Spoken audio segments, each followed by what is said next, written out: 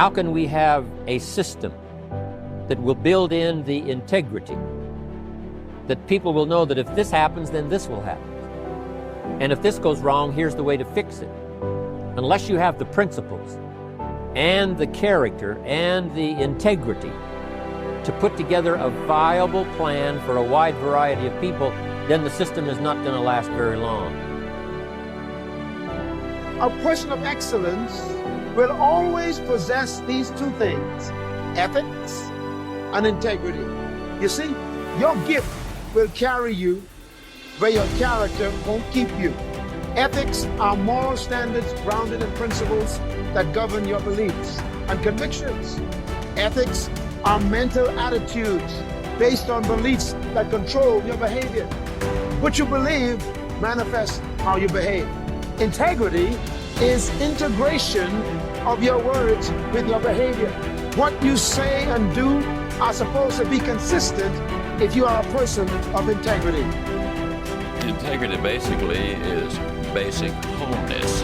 In other words, it's consistency. Integrity has so many benefits when you live a life of integrity, because with integrity you do the right thing. That means there's no guilt.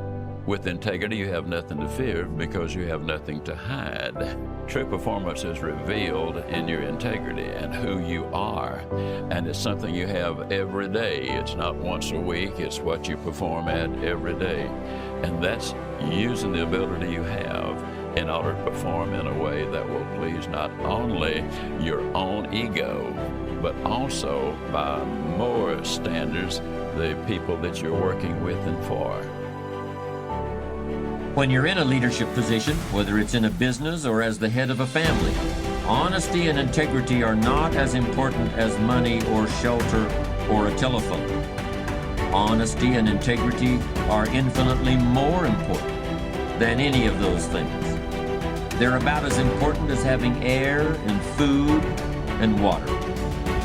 For a leader, honesty and integrity are absolutely essential to survive. Living the way you're talking about, because people won't always believe everything you say, but they will always believe the example you have set for them. And when you do everything with integrity, then you can always come through in shining colors with those people. What are you feeling emotionally? Pride? Satisfaction? Maybe you're feeling relief that the hardest work is behind you. Maybe you're feeling the power of your new position. Perhaps you're feeling the exhilaration that comes with knowing that having achieved what you did, you can now achieve anything. You might even be feeling humble, having come face to face with weaknesses you never knew you had during the long, hard effort to reach success.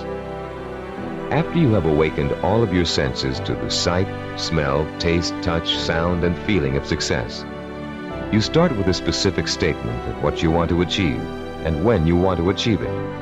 Then you gather inspirational photographs of others who have achieved what you want to achieve.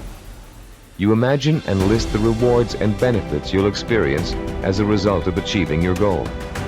And finally, you bring these 3 steps together into an imaginary scenario rich in sight, sound, touch, taste, smell, and emotion. This scenario is your vision. It is the driving force behind all of your thinking and activity. The more intense and more detailed your vision is, the more emotional power it will pack. The more often you conjure up your vision, the more drive and sustaining power you'll have behind you. This drive and power will in turn enable you to develop working plans, working habits, knowledge and skills you need to achieve your goal. And it will help you to persist and persevere until it is accomplished. Now that you've imagined reaching your goal in all of its sensory detail, you're going to have the opportunity to record it on tape. Don't leave out a single sensory detail. The richer your description, the more powerfully it will affect your ability to keep striving to reach your goal, day after day, week after week, month after month. Use as much enthusiasm as you can during your description. You should be enjoying yourself. After all, it's your vision of success you're describing. After you've finished recording, play back your description and listen to it carefully. Did you falter in places? Were there things you couldn't describe fully? Did it sound as if you didn't quite believe what you were saying? If the first version of your story doesn't satisfy you, erase it and create another one. Do this over and over until you have a version that completely satisfies you. It should be highly detailed and utterly convincing. And if, along your path to achievement, you find your goal changing shape or form, just record a new version that better fits your new goal.